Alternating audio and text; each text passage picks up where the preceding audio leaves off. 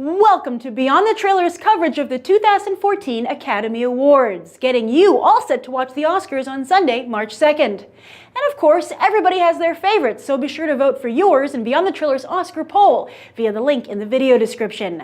Now let's take a look at the nominees for Best Actor. Christian Bale, American Hustle. As the only contender in this category who already has an Oscar, don't expect a repeat win for Bale this time around. So why give him a spot instead of hers Joaquin Phoenix, who is Oscarless? Well, industry gossip indicates that the Phoenix snub is revenge for his "the Oscars are bullshit" comment last year. But Bale's inclusion here is the direct result of two developments. The first is that once you win that first Oscar, you become part of the in crowd and are in fact more likely to be nominated again and again going forward. You've been anointed as an important actor, and therefore all your work going forward becomes important. Chalk it up to lazy voting by the Academy, plus it hurts less to re-nominate a past winner who's already ascended the career ladder than push a new person ahead of yourself. The second development is the ascension of David O. Russell from mere director to artiste. It's not so much Bale that's being nominated here, but the Academy giving Russell's American Hustle a nod in each of the four acting categories for the second year in a row after Silver Linings Playbook. So Bale's riding his own coattails and Russell's. Bruce Dern, Nebraska. Alan Arkin, Christopher Plummer, not every actor has to hold out for an honorary Oscar, a la Kirk Douglas and Peter O'Toole. Yet those actors won their Oscars in the Best Supporting Actor category, while Best Actor is a whole lot more competitive. Dern was nominated for Best Supporting Actor, though, way back in 1978 for Coming Home, the Jon Voight-Jane Fonda war romance where they both won Oscars. Dern has indeed been a good Hollywood soldier, more successful than most actors, yet never reaching movie star status. In fact, his daughter Laura Dern is perhaps better known to audiences thanks to her work in the Jurassic Park franchise. And with his newly heightened profile, Dern himself might still land a blockbuster. Quentin Tarantino has publicly taken an interest in the actor, even though he suspects Dern's agents at CAA are the ones who leaked his latest script, The Hateful Eight. Tarantino has therefore put that film on hold, but thankfully not his interest in Dern. Yes, this is a tale as old as the Oscars. Bruce Dern has not been forgotten, and perhaps the best is even yet to come.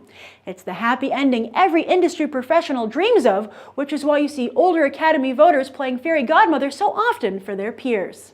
Leonardo DiCaprio, The Wolf of Wall Street. As I've noted, this American Hustle 12 Years a Slave matchup is failing to generate mainstream interest in this year's Oscars, despite the Academy and the media's best efforts. But a Leonardo DiCaprio win? That's just what this year's telecast needs to generate some genuine heat, a la Natalie Portman's Black Swan and Sandra Bullock's The Blind Side wins. Yes, a DiCaprio win would turn heads for several reasons.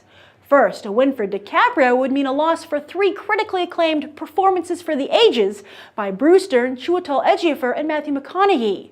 Second, DiCaprio can describe his role as a modern-day Caligula all he wants, yet he'd still be winning for putting a candle up his butt. Although, it's a tactic that has won plenty of gold for actresses. Third, in order to win, that would mean DiCaprio's fellow actors would have to vote for him, and they might feel his coffers are already full with a slew of box office hits, not to mention he's one of the few actors today who's achieved genuine movie stardom, and he's not yet 40. Fourth, no humility card.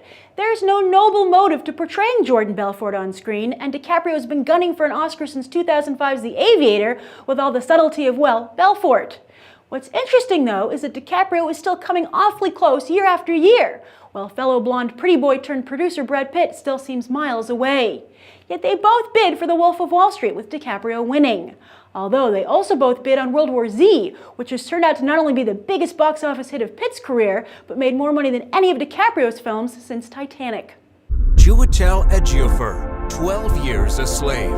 Everybody involved with 12 Years a Slave is sweating. While it initially seemed that the film would sweep any and all awards, that has not turned out to be the case. It has landed 9 nominations, but that's one less than both American Hustle and Gravity, and now all those nominations are in jeopardy, with Chiwetel Ejiofor's one of the least likely to pull through. Another year he might have been a lock, yet he's proven to be no match for Matthew McConaughey's campaign skills. More on that in a moment. But even without a win, this is a crucial turning point for Ejiofor's career. And with this nomination alone, he's already anointed one of those important actors I was talking about with Christian Bale. No more 2012 result for him. Ejiofor will graduate to a new level of mainstream movie roles and is already rumored for the upcoming 999, which fellow Oscar Club members Cate Blanchett and Christoph Waltz are also circling. But to be fair, Ejiofor has always tried to seek out important roles, just on a smaller scale, such as his breakout role in Dirty Pretty Things or originating the role of drag queen Lola in Kinky Boots, the musical version of which just won the Tony. Yes, Ejiofor has always been an actor's actor. McQueen has said he cast him for his Sidney Poitier-esque elegance, and this Oscar nomination just allows him to do that on a grander scale. Matthew McConaughey, Dallas Buyers Club. We've always known that Matthew McConaughey can charm the ladies, but apparently he also has a way with Academy voters. A big part of award season is campaigning, starting out at film festivals and then moving on to interviews in the industry trades, as well as special screenings and discussions for voters. And McConaughey has not only done every single event, but with that sly Texas smile on his face. Now, a cynic could say he's just playing the game, but McConaughey comes across as genuine for several reasons. First, he transformed himself physically for the role, which is very difficult to do. You can't fake losing 40 pounds, nor can you take any shortcuts. You have to do the work, which is why actors who can pull it off so often win the gold. Second, McConaughey has put years into turning his career around and jeopardized that career in the process. For a long time, McConaughey's bread and butter was romantic comedies. He had the genuine hit How to Lose a Guy in 10 Days, plus solid hits Failure to Launch and Fool's Gold. He could have easily continued on that path, or perhaps taken a cushy television gig, maybe even on network television.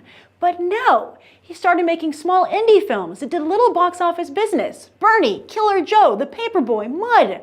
Hardly anyone saw these movies except people in the industry and the media.